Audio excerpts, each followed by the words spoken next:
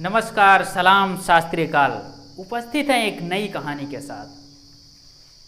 एक बार एक राज्य में एक नियम था कि यहाँ पर जो भी राजा होगा उसे 5 वर्ष बाद यहाँ से विदाई करके उसे एक ऐसे जंगल में भेज दिया जाता था कि जहाँ पर बहुत सारे जानवर रहते थे, शेर, चीता, बाघ, यानी कि वहाँ जीवन संभव नहीं था। वो ज़्यादातर उन्हें मार के खा ही जाते थे।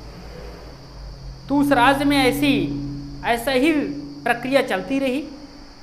तो जो भी राजा बनता 5 वर्ष बाद उसे वहाँ से उस गद्दी से हटा दिया जाता और उसका लोग अच्छे से उसे कपड़े पहनाते और अच्छे से उसकी विदाई करके उसी जंगल में, सुनसान जंगल में भेज दिया जाता था, जहाँ पर शेर, चीता, बाघ, लोमड़ी ये सारे जानवर उस पर हमला करते थे या उन्हें खा जाते थे। ऐसी समस्या वहाँ हो रही थी। तो एक समय ऐसा आया कि वहाँ पर कोई भी राजा बनने के तैयार नहीं हुआ। अगर कोई बनता भी था तो 5 वर्ष तक उसके सोच में रहता था 5 ही वर्ष तो जीना है, अच्छे से कपड़ा पहनता था, अच्छा खाता था, अच्छा यासी करता था। क्यों? क्योंकि 5 साल बाद तो जाना ही है।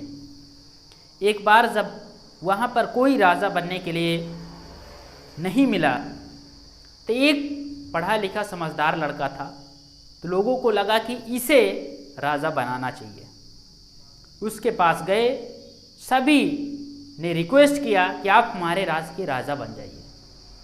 तो उस लड़के ने पूरी बात को सुना और हाँ कर दिया।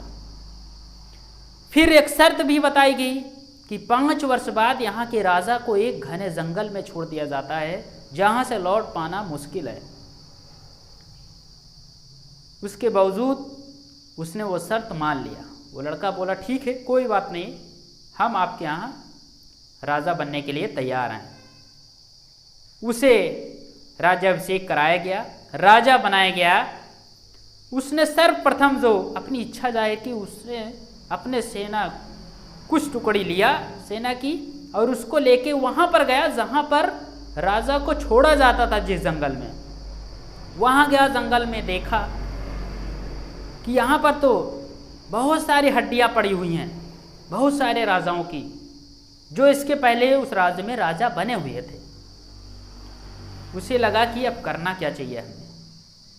तो अपने राज्य में आया और पहले वर्ष ही उसने उस जंगल में काम लगवाया और उसने जितनी भी झाड़ियाँ थी, पहले वर्ष उसने बोला कि सभी झाड़ियों को वहाँ से साफ करना है। दूसरे वर्ष उन्होंने कुछ बोला कि जो भी जानवर हैं, जो भी खतरे वाले जानवर हैं, उन्हें पकड़ लिया जाए।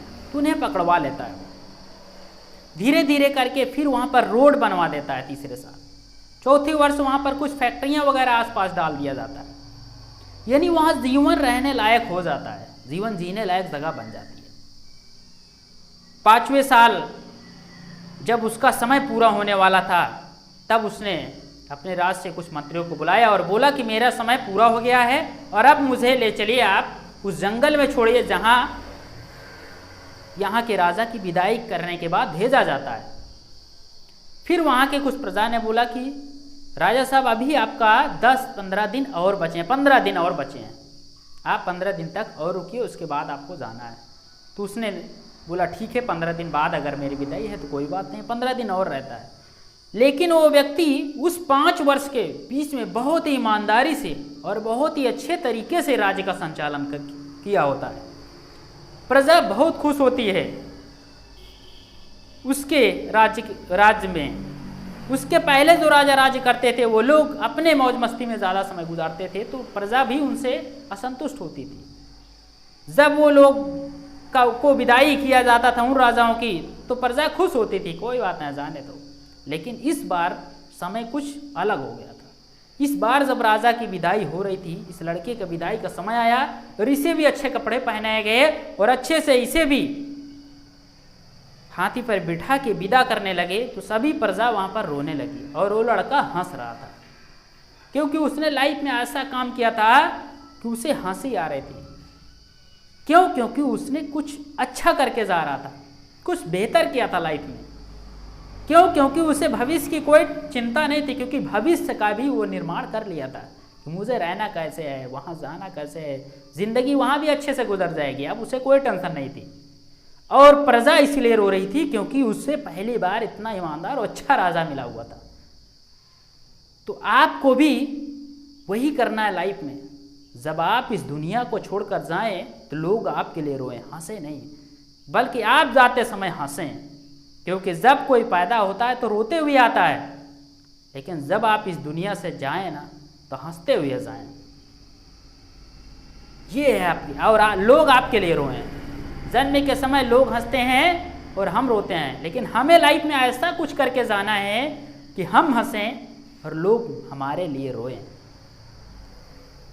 ये कहानी अगर आपको पसंद आई तो आप हमारे वीडियो को लाइक करिए, शेयर करिए और कमेंट करना नहीं भूलिएगा, और चैनल को सब्सक्राइब करिए ताकि हम अच्छी से अच्छी कहानी आपके पास लेके मौजूद होते रहेंगे। तब तक के लिए बेस्ट ऑफ लक।